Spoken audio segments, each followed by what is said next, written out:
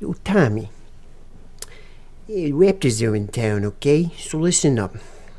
What I want you to do, here's the setup from the boss, okay? I want you to let them feel like they're in the game. The first half, I just let them feel like they have a chance. Let them kind of like give them a bucket or two. Give them a bucket of chicken or two and just let them feel like they're in this game. But then listen to me, Tommy, let the head boss know. Let him know. I want you to let Burner know. I want you to let OG know. I want you to let Jules know. And I want you to let Donnie know that when the second half happens, whack them. Rub them out. And I don't want you to be soft either. I want you to make the news with this one. Welcome back, everybody, to the Sports Ethos Toronto Raptor podcast. And I'm your host, Mr. L. Hoopo. That's H with 2 O-P-O. And I'm here with A.Rod, A-R-O-D, and Mr. Max Profit. You better pay me. And listen up, folks. We're on the deep, dark streets of the NYC. And we just want to let you know what we see. And let's go. What's up, boys? What is up, not boys? much. Man, oh man. You said it, say it. New York, big city of dreams and everything in New York. In New York ain't always what it seems. Man, okay. Well, it was what it seemed the other night. Goodness gracious. Goodness gracious. Well, Yeah. let me set the table and we'll get right into it. Yeah, Raptors fell 126 to 100. And if you were to give me one word, it was under the big lights of the MSG, Madison Square Garden at the Mecca. It was in New York City on a Saturday night. All the stars were out. Ben Stiller, we had Tracy Morgan, we had guys I've never even heard of just sitting there, and they were getting shouts out from Matt Devlin. Like, there was one guy, he touched his jacket, his blazer, and I was like, who are you? You know, these guys, I guess you're a star. Okay, so you're out to watch the Raps and RJ's return and Quickly's return. If you guys could give me one word of the vibe of that night, what would you say? What do you got? A-Rod, hit me. Stage fright. Oh, yeah. They went to Madison Square Garden and got the stage fright, man. You know what? First bucket the Raptors had was an IQ 3 off the RJ Barrett assist. RJ even attempted a nice little mid-range. I know we were talking about the shot chart the last few games. He attempted that in the first quarter. Yeah. And then it quickly went downhill, and he reverted back to who he is, man. In the paint or threes. Yeah. No in between. Raptors, look discombobulated, which is understandable. They have a whole new coaching staff for the year. They have a whole new set of players, pretty much. Yeah. The Knicks have been together for a while. Knicks just added one piece because the other two guys are not playing. Yeah. And, they looked the part. They looked like the more well-oiled machine. The Raps just looked like a confused team, man. That's pretty much all I can say. And one other small note that always pisses me off with Toronto teams. Mm-hmm. Why do we always give guys, like, extra stats and, like, extra milestones? Like, Julius Randle getting a triple-double, like, fuck off, man. Oh, I know. This guy's not a passer, since when, man? Jules. But then we gotta do that, and it just, those things just irritate me so much with Toronto teams. Yeah. I remember being at the game with my dad a long time ago when Shaq was on the Heat, and he got the second triple-double of his career with assists. And I was sitting there, as a kid, and even I knew it was wrong, man. We got to stop giving these guys these milestones, Did your dad still wear the Elvis hair taking you to the game? No. No, okay. We still need to talk about that. No, that's the truth, man. It's like, and then you get the stars, too. They get to, overreact, like Jalen Brunson screaming at the fans. There's always like, moments like that against the Raps. Like, I get exactly what you're saying. What about you, Max? What was your one vibe, your one word you got for me? Punching bag. Jeez. Yeah, it was. It was like, man, we played the sucker role, the Knicks got the stun out in front of everybody, and we played the Washington Generals. It was wasn't a good look. I can't really put it on any one thing in particular, but we just sort of got outclassed. Starting line, bench, coaching, execution, toughness. I mean, wow. Pretty much everything. Yeah. Like, when we hit our threes, though, we are very competitive. Yeah. We have the kind of team. We have the kind of team where if our threes are going down, I think we can keep up with everybody except for maybe the top three teams. You know. Yeah. Well, what I agree with both of you. It was punching bag, man. Yeah, that hurts. Madison Square, like I just know, run the I know. stage, run the stage. I know. It's the first. It was almost like it was a setup. You know what I mean? Like it felt like a setup. A setup. Yeah, it was a set. That's my word. Yeah, that's my word. Setup. It felt like We got set up. Takashi. We got Yeah. Takashi. Yeah, for real. They like put us out there. They like boom, and then just blasted us the second half. Just no. This is how it's supposed to be. We're doing this for our fans. We wrote this. It was written. You know what I mean? One thing I want to get out of there is OG definitely has plugged the hole to go off what you were saying, A.Rod. That perfect little piece, isn't he? In New York, right there. Like that they brought up a stat. His plus minus since he joined the team. It's just wild, but. It is what it is. It's the same old OG, but it seems that, they love it. Definitely, They love it. They definitely won the battle. I hope we win the war. But Yes, the long-term marathon. yeah, It's the sprint, but the marathon. when it comes to the trade, they definitely came out on top in the short term. I like that. You see Bruce Brown's quote at the end of the game. He's selling himself. He wants to be a New York Knick like tomorrow. Okay. Did you see that? No. He got interviewed that post game, and they asked him about trade rumors. He's like, well, oh man, the Knicks love the Knicks. He's like, Thibodeau, I'm a Thibodeau guy. He's like literally talking like that. Like, I'm a Thibodeau guy. Respect Thibodeau. New York Knicks, they got something going here. I mean, it'd be a perfect piece. I'm a dog. He was like selling. He was resumeing himself to the New York Knicks in a post game to Michael Grange. Like, what are you doing? Like, appreciate yourself to the fans. We've seen Zion do it his rookie year too. Like New York gets people amped. Yeah, I guess. They flip out. They turn into. I think he was just more shocked, of just being traded to the Raptors. Whole thing. Because, if the Raptors had a better record, I think most people wouldn't be opposed to coming here. Most guys seem to like it here. It's weird timing right now. Maybe not maybe not in the long term because most of these American guys don't want to stay here. But overall, there's nothing wrong with the actual city. Everybody's a top 3 city, NBA city. Man, we got a good crowd. We got a diverse, multicultural kind of angle. We got tons of food. We got nice girls, but a lot of them are assholes in the city. So, yeah, when we're winning, we're a very attractive team in the city. Yeah. But if we're losing, and you got to deal with the cold and the taxes, and the fan base. Yeah, well, I don't know. The fan base is pretty cool. No, but when you're losing the fan base, you feel it because the fan base is heavy. We actually have fans that care. Yeah, we have fans that care. That's what I'm trying to say. I do think we have a lighter fan base though than other NBA franchises because you know what, because of knowledge. We do care, but most of our attention's put on the Leafs. If the Leafs won the cup here, this city would burn down.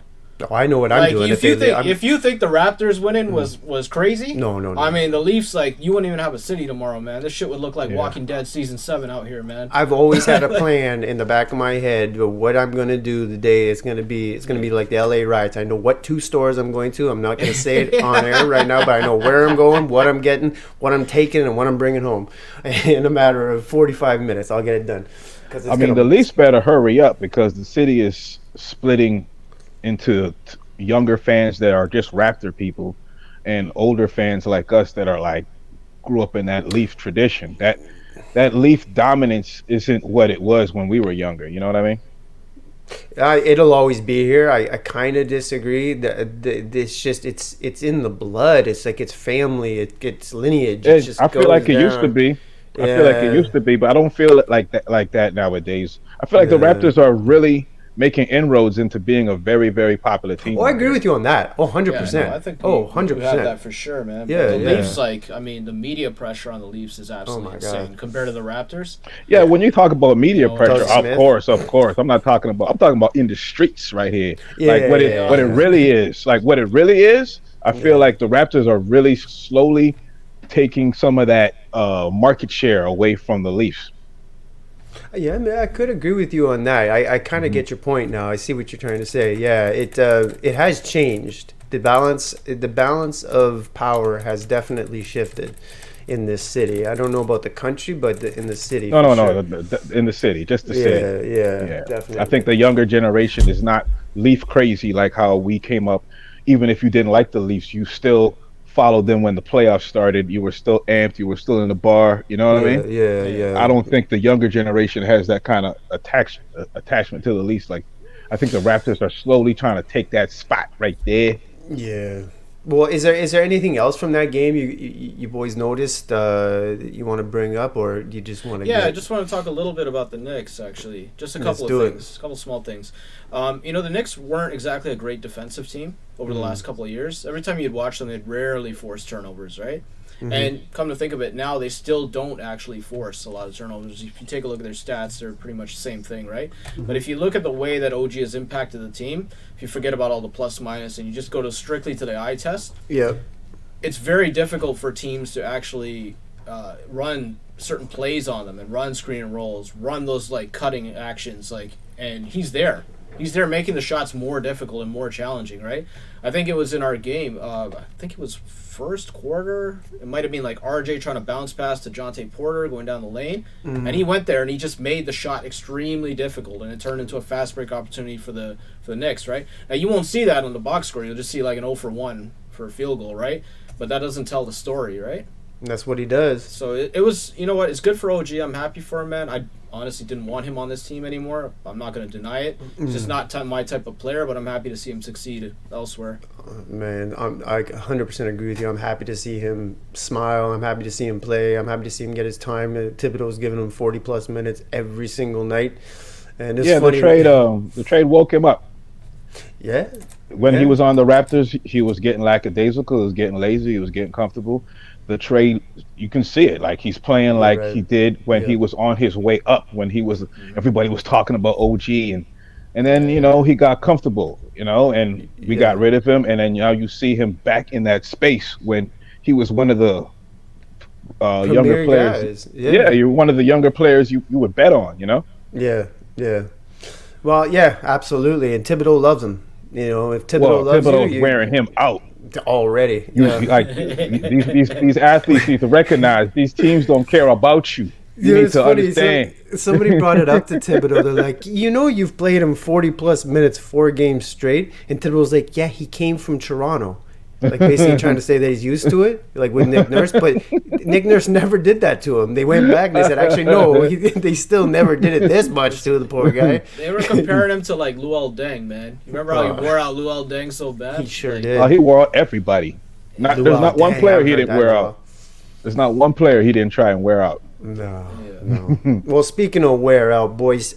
So listen, I don't know how to put this, boys, but so I was walking outside, right, and I had a friend come up to me on the street, and he's like, "Hey, yo, Poe, what's going on? I haven't seen you in a while." I'm like, "Hey, I haven't seen you." He's like, "You got some glasses now?" I'm like, "Yeah, my eyes started to go a little bit, so I had to get some glasses." He's like, "Yeah, my eyes are going a bit too, but before I get glasses, do you know where I can get some, like, maybe like a supplement for my eyes, maybe some like a peeled version of carotene, the stuff you get in the carrots? You know about carrots? You're a carrot top." I'm like, "Yeah, shut your mouth. That's not too funny." And he's like, "Yeah. Anyways, you know of any shops in the city we can get some supplements?" I'm like, "Let me ask the guys. You guys know of any shops? You can Man, find we these?" got the place just for you, man, and your What's boy, that? man. Oh, it's Popeye supplements. Yeah, Popeye Popeye supplements. supplements. And you know what that means, folks. This is another edition of This or That. brought to you by Popeye Supplements. All right, boys. So we're gonna stay in New York, and I put in some work on this one. This one's gonna be a lot of fun. We're gonna start slow, and it's gonna get heavy, and it's gonna get real fun here. Okay, for the first one, this is light. But we're gonna start with the fight. Okay. So the first fight we got our coach Darko Realkovic in this corner for a Goddamn. street fight. Yeah, man, Oh, Darko. man. They've been Damn. calling fouls and travels on LeBron ever since he went on that rant, baby. That's our guy. So we got Darko versus, of course, Mr. Tom Thibodeau, the New York Knicks head coach. So we got Darko versus Thibodeau. Oh, And, wow. Who do you got, boys? Who do you That's tough. got? That's tough, man. 'cause Hey, yeah. Tibbs is old school, man. Tibbs is old school, and you could tell he's been in some heaters, man, because his voice worn out and everything. But Darko, he smokes heaters. It looks like he smokes heaters at halftime. Sure Darko's like that undercover dude, though. That he's been in that Serbian war, man, and yes, you could tell like he's seen some shit, man. So I'm gonna go with Darko. You going Darko on home team, huh? Going with I'm sticking Darko. with home team, man. Okay, so 1-0 for Darko. I like that. What'd you say? He looked like he's been in a war. Yeah, man. Serbs don't play, man. No, they don't, man.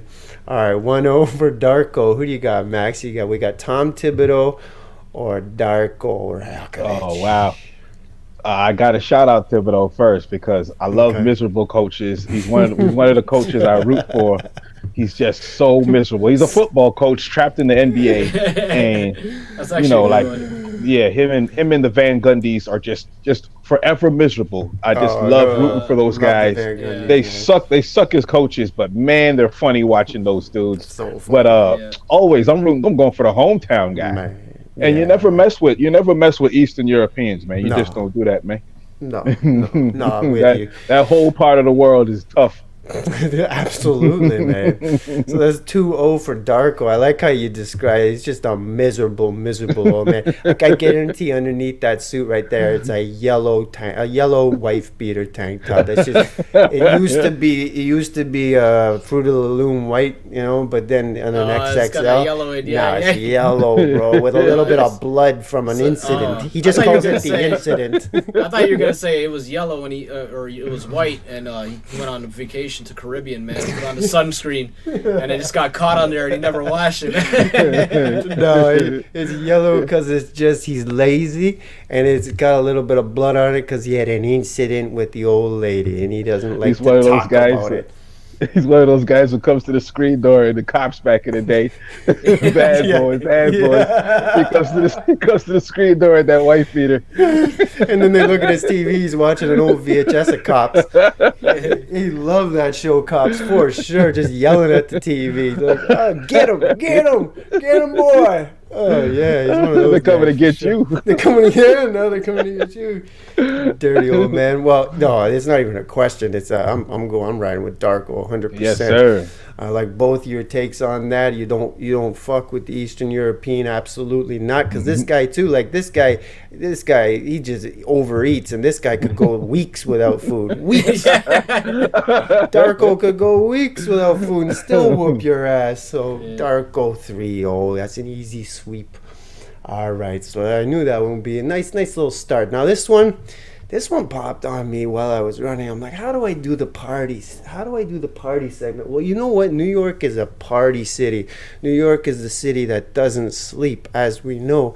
And if you've ever been there, it is a lot of fun. But they have three major sports teams. And I wondered in my head, I wonder who gets more play. Who gets more, my old school French, who gets more honeys?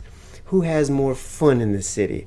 Do the Rangers, okay, or the Knicks, or the Yankees? Ooh. Who do you think gets more play in the city? Who is more kingly?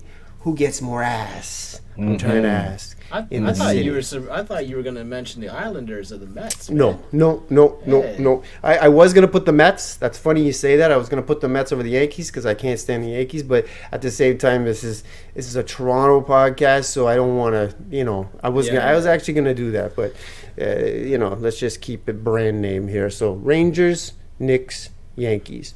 Who's getting more ass? Yankees. Man. No question. Yankees. You throw on those pinstripes, man. Everybody's on you in that city, man. It's like a gift and a curse, man. You do whatever the hell you want to do in that city with those pinstripes on, but everybody knows you and they know your batting average. They know what you were hitting in spring training. You're catching strays all day, man. That's a good point. So that's a good point. All right, I like that. 1-0 for the Yankees. So who do you got, Max? We got the Rangers. We got the Knicks, and we got the Yankees. Who's getting more Play with the honeys. Man, I want to say the Rangers because I kind of know the kind of parties they're going to. A lot of girls in the bathroom with mirrors. You know what I mean? Like, Absolutely. I've been to some of those parties, man. Making it sound like American Psycho, man. It's true though. Come on, you know the Rangers are going to those kind of parties. Matthew Barnaby, those boys. Yeah. But you know the ghost of Derek Jeter, one of the kings of hit lists. You know what I'm saying? Like his hit list is absolutely top notch, and so I'm pretty sure the Yankees are trying to like keep up with that tradition that Derek Jeter set. So I'm going with the Yankees for sure. You're going with Yankees. Okay, so 2-0 Yankees. Man, I saw you were kind of close to siding with these Rangers. Rangers, bro. I You've been to those picture parties. it. Yes, sir. Yeah, man. Okay, so it's 2-0 for the Yankees. Now, I was 100%, I agree with you. Like, Yankees, I'm sure. Like, if I was a Yankee, I would wear those Yankee pinstripe pants everywhere I go. I would go out, I got my Yankee tight pants on. I go for dinner. Wait, excuse me, sir. Yeah, I'm a Yankee. You're wearing I'm wearing my Yankee pants. With That the would belt, be stunning. with the dust at the top, with the belt. That like, would just be stunning. dusting out before I come in. I just stole third, like Ricky Henderson, right? But no. I'm not going to go. Because who was the one? Was it A.Rod who was with J-Lo? Alex Rodriguez? Yeah, Alex Rodriguez with J-Lo, yes. I heard, too, a story about Alex Rodriguez that in his condo or in his house, this guy is such an arrogant dude. He has pictures of himself without a shirt on. Yep. In his house. Yep. Anyways, so just for that, I'm not picking the Yankees.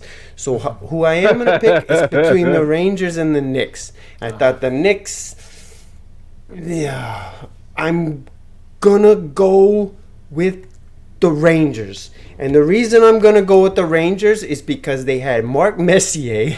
They had Gretzky, the great one. They had an athlete called the Great One.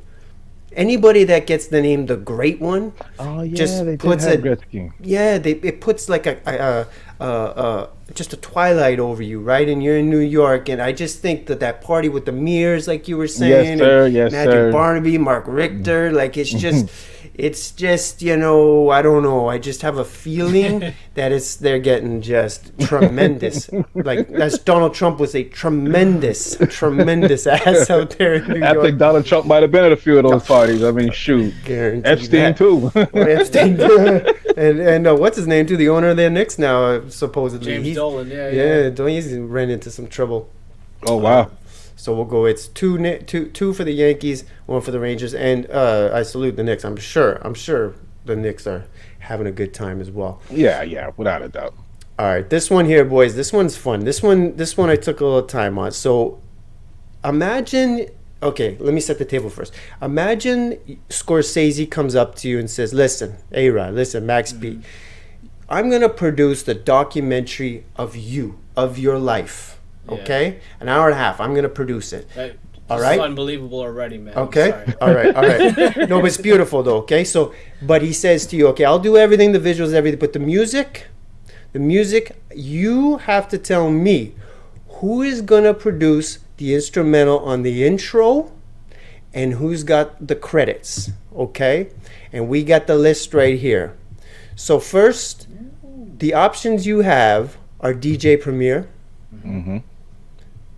Havoc. Mm-hmm.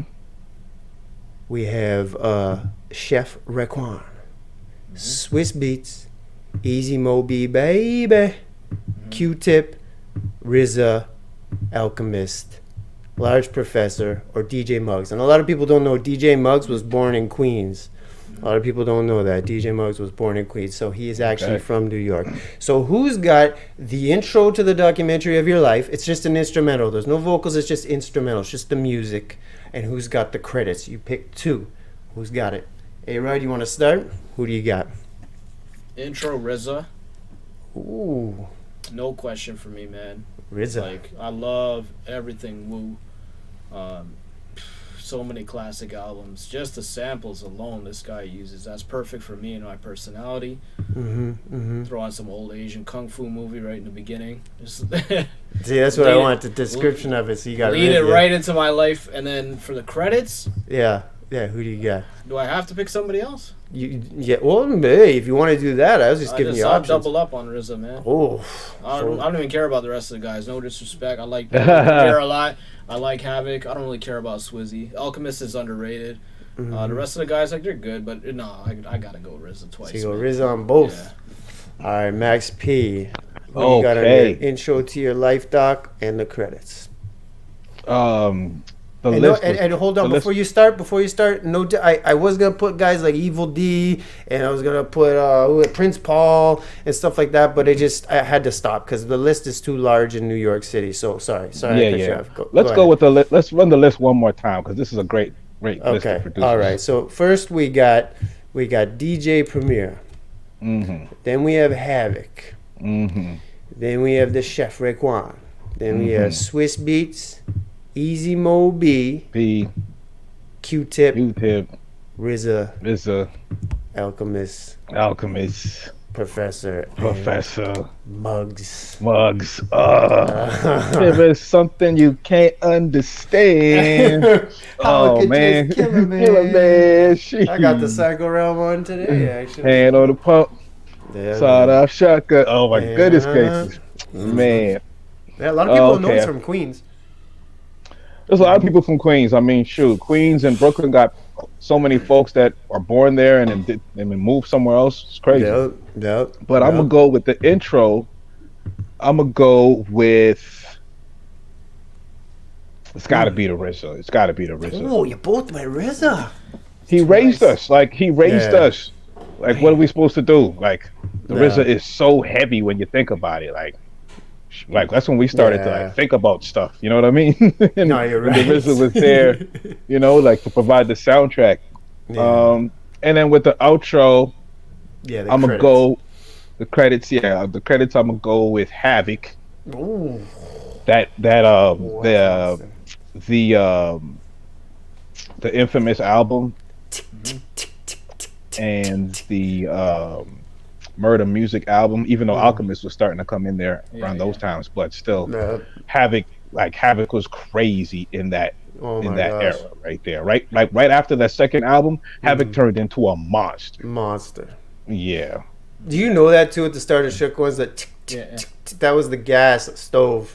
He recorded the sound on the gas stove. It sounds like it. Yeah. Crazy. I heard him describing making beats, and he says he sees the beats in colors. Yeah, he's a monster, man. So you have RZA on your intro, and you have Havoc for the credits. Oh, that's beautiful. And A.Rod is RZA on both. All right, for me, I know right away, and right away I'm going on. I basically would sit him down. I'd be like, listen, I want you to go old school R&B sample and keep it real smooth and real slick. I'm getting the Easy Mo B on the intro. I want old school. Yep. Bro, I can't even imagine the kind of rhythm he would give you. Oh my goodness. Easy Mo B and Clark Kent when he was in the Jay-Z, when Clark Kent did that Politics as Usual for Jay-Z, man. And I'm bringing a whole sack of the strongest Cali weed I can bring and just give it to him and say, all right, just make the smoothest, most laid back 70s R&B sample track you can do and just give it to me. Easy Mo B on the intro. And on the outro, I am gonna go with Muggs. I'm gonna go with Muggs on the outro, on the credits, and I want Muggs to just take a bunch of mushrooms, and I want him to and basically say, I want you to do your impression of what you think you could make Massive Attack sound like, and then I want him to do his impression of Massive Attack on a bunch of mushrooms, and that would be the outro to that documentary. So there we go, and that's that. That one would be fun, babe. And then Julie Black on the hook, if there were going to be any vocals, just to give a little Toronto. All right. Last thing, man. I wanted to give a shout out, and I want to give a shout out to every single time the Raptors are in New York. I want to give a shout out to the MSG, man, to Madison Square Garden, to the Mecca, because it just doesn't have a vibe. Just the way they have their lights, just the way they have, just the way it's presented. the glamour, the flash, the history. I just love it. And it's just like it could be now 2024, and I watch a game and I still see Reggie, center court giving the choke to Spike, and it's just, I just want to give a big shout out to Madison Square Garden, even though Dolan has got his name in there and his dirty paws are in it. But what is your favorite? Got Charles Oakley kicked out the game. That's wild and crazy. So what is your favorite MSG moment, if you have one that you can remember? It gotta be the fight, man, with the Heat and the Knicks back in the day, man. I forgot what year that was in the playoffs. Maybe 98, 99? 99, I think, man. Yeah, and Van Gundy grabbing onto Morning's leg, man. For his dear life, man. That was back in the day when those boys were wild, man. They had PJ Brown. I was trying to remember what his name was. PJ Brown. Morning. Yep. Damn, man. That's when guys still fought. Yeah, I love that shit, man. Throw me in that era all day, man. What about you, Max? Favorite MSG moment? My favorite MSG moment has got to be the elevator dunk that Michael Jordan did. Oh. When they had him trapped by the baseline and fake and then go back. And he went up to dunk on Patrick Ewing, and Patrick Ewing started to come down, and Jordan was still going up. Yeah, he pushed him down, but we couldn't see that at the time. It was great. It was just the effect of, you know what I mean? A man falling down while another man's still going up. It was Air Jordan for real, you know? Yeah, it was legendary. For me, it was Reggie. I was a huge Reggie Miller fan growing up. And so Reggie doing the villain. That. Yeah, man, him and Spike going at it. And what was it? 8 points in. That was legendary. No. That was legendary. It wasn't 35. Sorry, it was 8 points in 6 seconds. Yeah, it was crazy. I mean, it was crazy. Never seen something like that. And it was crazy. And I loved that Pacer team too. I was so conflicted because I loved the Bulls, but I also loved the Pacers. I loved that Pacers team. And that and then to give a Raptors moment is when Alvin hit, give Alvin Williams a big shout out when Alvin hit that big shot when we were in the playoffs, and that was a huge shot for the Raptors when he hit that one, and that was a huge moment, and that was on a big stage. So shout out to Alvin Williams for that shot. But let's get out of New York now. Mm-hmm. So I think we're done giving them that much praise because it's still fuck the Knicks. I gave you enough praise here. It's like New York, it's great, but fuck the Knicks, okay? Let's get it straight. Let's get it right. Like, all right. So this was another edition of This or That brought to you by Popeye Supplements. Yes, indeed. All right, let's go around the NBA. I got a couple of notes. I want to see what you guys think. But first things first, Paul Pierce threw a little bit of shade at Udonis Haslem getting his number retired.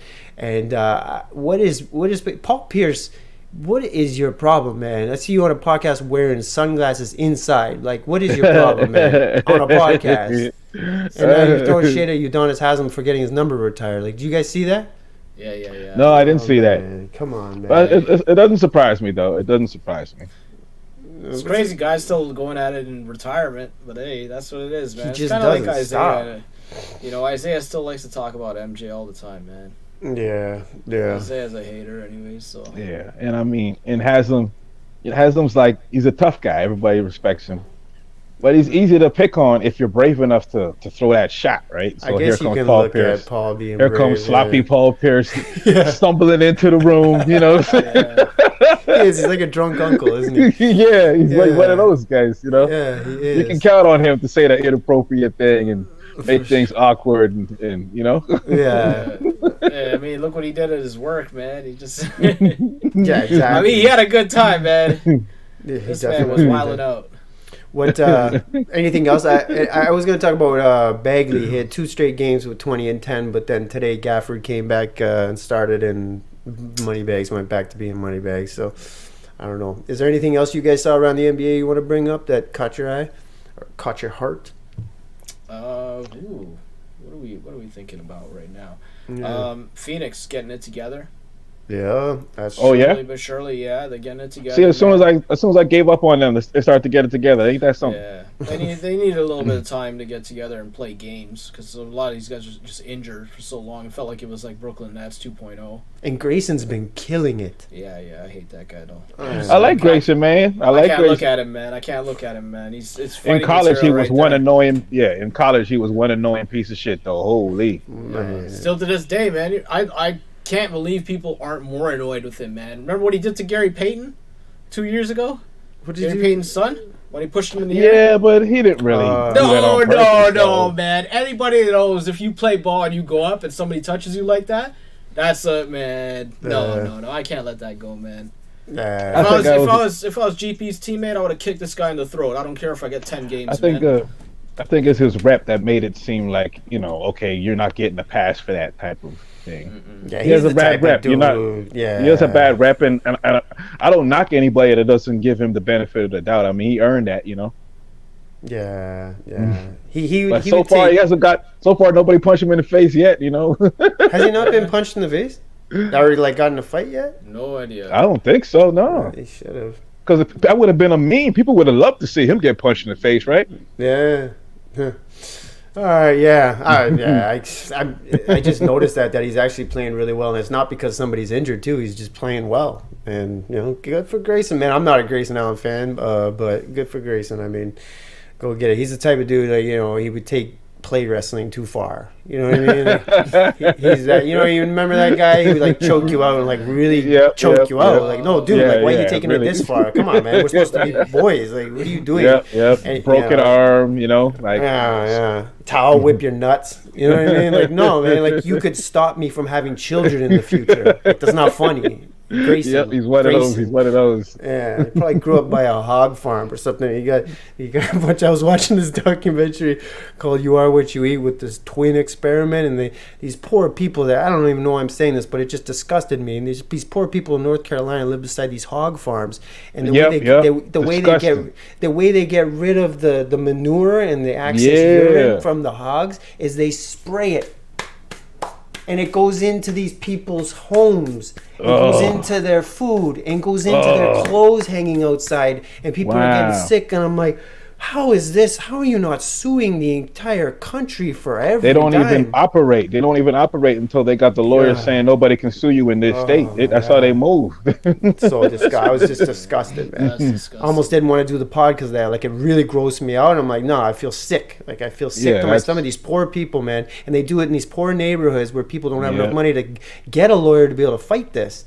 And they're still hanging their clothes outside to dry, and it's got this pig shit on it. And it's all because it's very easy to pay off a politician. It's ridiculously easy just to, hey, look the other way. Yeah. And they're spraying manure in the air, baby. Oh my gosh. All right. Let's get out of there. That's how it podcast just took a dark turn, man. It just took a dark turn, man. Took a shitty turn. Yeah. Okay, let's go here. All right, so that's enough with the NBA and hog shit. So next up is tomorrow night, the Memphis Grizzlies with nobody except Jaren Jackson. I swear to God, if these guys don't win, man. Oh my God. I know I said last time I don't care about the wins, not the losses, but I do care when it comes to this. To that game. Listen, man, these guys got nobody in there. That's a G League team with one dude that's overeating, David Roddy. Man, please, for the love of God, win the game, man. If they don't win this one, that's tough. That's tough. Man. I don't know. You might see me on CP24, man. Just people just looking for me, man. Man on Danforth without shirt on. We think he's on PCP. Yeah, man. Oh man. What about you, Max? Nathan Downer, man. Yeah, Nathan Downer. Does he still work at CTV? He doesn't No, still I think work at he's CTV. what's his name? Tyson knocked him out of the city. Yeah, I think he's at CTV now. Is he? Anchor. Yeah. Can't believe he has a job still. Mainstream TV is dying slowly. Like, it sure is, man. Max, what about you? Seeing Memphis tomorrow, 7:30 p.m. What would you like to see? Professionalism. We gotta start like handling business. Like, we're starting to turn into like a little bit of a laughing stock out here. It's time to start earning some respect and letting people know that you're gonna have to you're gonna have a tough game when you play the Raptors. You know, like gotta start building some kind of reputation out here. 100%. We got no rep, no identity. You know. Yeah. And you know, with the whole, I was actually I was excited to have Bruce Brown. You talk about identity, and then Bruce Brown saying that wild shit at the post game yesterday, talking about Thibodeau. But he's coming in. That's embarrassing. I didn't like that at all. Yeah, actually. But he's coming in like a transfer at the subway station. Yeah, he's not coming into Toronto like just comfortable. Like I'm gonna be here, you know. He's coming on that 25 Don Mills bus, man. The big station, man. Yeah. He's coming on that shit, and he's like, "Oh, where do I go from here, man? There's picture shit everywhere at Pape Station, man. Do I go downstairs on the eastbound line? Do I go west? I don't know, man." He took the Lansdowne bus too long. Yeah. He's not even staying to get a chocolate bar or nothing. He's hopping on the next train. You know what Rowdy's on right now, man? He's on that 501 Queen streetcar, man. Oh, forever. You're seeing all sorts of shit on that thing, man. We're talking about out of here, man. Talking about seeing some wild shit. I remember I used to take the Dufferin bus all the time, right? I used to live up. Anyways, I used to take Dufferin bus into work, and there was this one time. I swear to God, this happened. You can't make this shit up. I was getting on, or I was already on, and this guy comes on. I see some commotion at the front of the bus, right? And it was way back in the day that there was no air conditioning, so it was really hot too. It was in the middle of the summertime, and that was when they didn't put the windows down either. I don't know what that was all about, but anyway, so it was just stifling, right? See some commotion at the front of the bus. I'm like, what is going on? All of a sudden, I see this guy coming down the center of the Dufferin bus. Swear to God, he had a chicken coop, a cage with a live chicken, wearing an Orlando Magic Shack jersey. What? They let him on with a chicken. Oh my goodness! And he's sweating bullets. There's hair, like the feathers from the chicken going all over the place. I'm like, this is crazy. Bro, I would have got off that bus. I had to stay because I had to get to work. What else am I going to do, man? Run to work? I would now, but anyways, I wanted to leave this. Okay, so I wanted to leave this on a nice note. Since we're in New York, I'm going to go back in for a moment to one of the biggest legends in the entire world, but also New York, is Mr. John Gotti. And as I was looking up John Gotti before we started this, I looked up John Gotti quotes. Now, I want to read a couple of quotes. Rest in peace, John Gotti, okay? And let this sink in before we end this episode. So here's John Gotti. How many times have I told you not to hit people in the face? You kick them in the body where it doesn't show. Hey. All right, here's another one. That one, I love that one. Here's another one. I never lie because I don't fear anyone. You only lie when you're afraid.